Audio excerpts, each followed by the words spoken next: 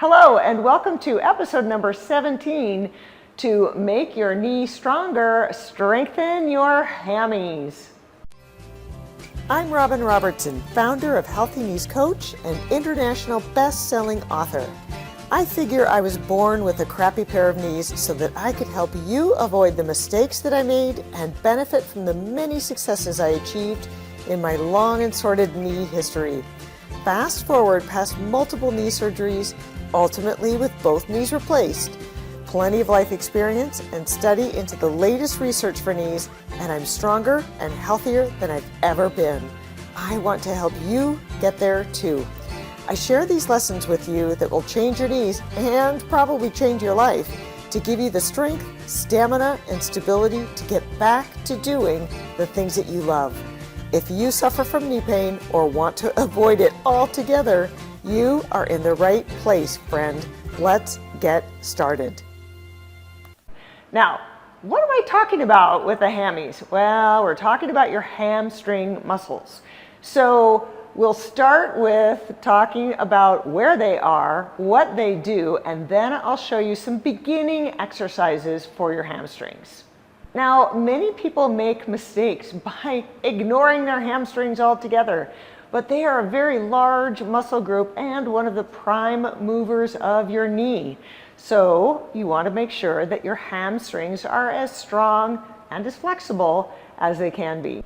Inside of our Healthy Knees Formula program, hamstrings are definitely one of the muscle groups that we focus on in our weekly strength training. So every week you have a chance to build on what you've done before, beginning at the beginning and working up from there. Strengthening your hamstrings will help your knee function to be better and your knee to be stronger. A stronger knee usually means less knee pain. So where are your hamstrings and what do they do? Well, your hamstrings are the four muscles, kind of four, kind of not, I'll explain that, on the back of your leg. And their primary role is to flex your knee. So your hamstrings are the ones that are lifting up on your lower leg to bend your knee. Now, I say kind of four, kind of not. There's really two muscles on the inside of the back of your leg, the semimembranosus, the semitendinosus, and then there's the bicep femoris. Bicep simply means there are two heads. It's attached to your sit bones, your ischial tuberosity. It's a hard one to say. And the second head is attached to your femur, your biggest bone in your thigh. Now, your other two hamstrings, the semimembranosus and the semitendinosus, they're also attached to that sit bone in your pelvis. Okay, so now we know where they are, right back here. The four muscles, or the two muscles and the one with the two heads, the bicep femoris, wrap around the knee and attach toward the front. And the inside muscles attach to the top of your lower leg bone, your tibia. And the bicep femoris attaches to both, to the fibula head. So if you reach down to your knee right now and rub to the outside on the lower part, you'll feel a knob. That's the top of your fibula bone.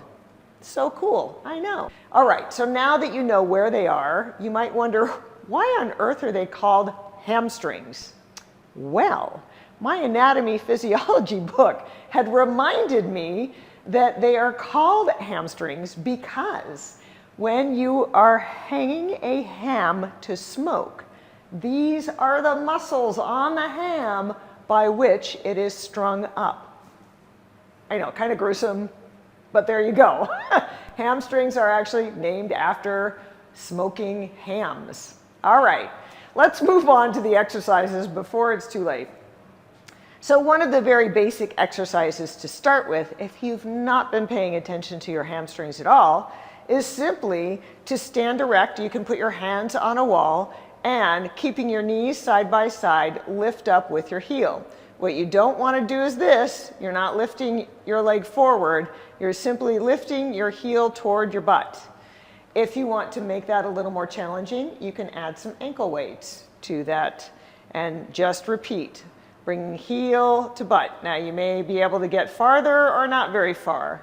With my replaced knees, I have about 120 degrees bend in my knees. Just work with what you've got. If that seems like it's not very hard, then let's move on to a second way to do it. You can lie down onto the floor. Okay, so here I am on the floor. I'm going to put my heels up onto a chair, or I've got a weight bench here. My palms are resting by my hips. Your arms really aren't doing anything here. I don't want you to support with your arms. You can hold them up in the air to make sure that you're not. And all I'm going to do is press my heels into the chair or the bench without lifting my hips off the ground. So I'm pressing and release. I'm going to press again, and this is engaging your hamstring muscles, and release. I'm going to do that one more time. Press.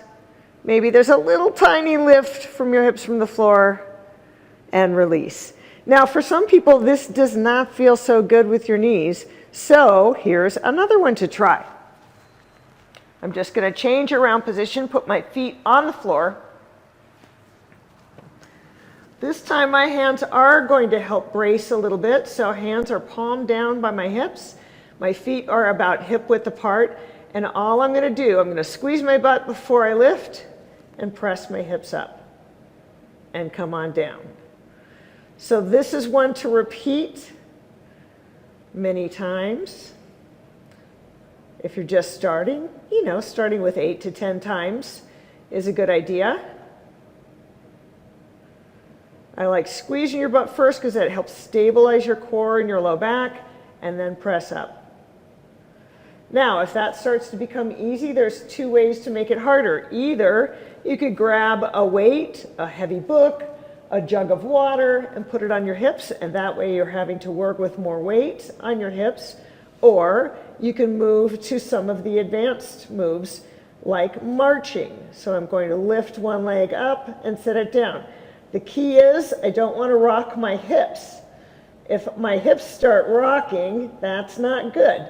So keeping hips stable and marching. Or another way to make it a little harder is to go single leg. I'll go ahead and straighten out one leg. You can put it straight up at the ceiling, or you can angle it and press up. Again, being mindful that hips are stable and parallel to the floor. You don't want to drop one hip or let it raise.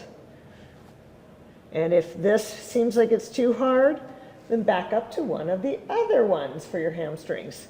Okay, now advancing on, let's get a Swiss ball or exercise ball. And here, we'll just go ahead and rest heels on the ball. And I can extend and bring it to me. Now, as my hips are on the floor, this is not a very challenging position. But if you are just starting out, this might be a very comfortable position to start. And then you want to start making more challenges. So I will lift my hips off the floor, and I'm going to roll in and out, keeping my hips steady. And as that gets a little less challenging, I'll add some additional work to that by lifting my hips higher as I come, bringing my heels toward my butt.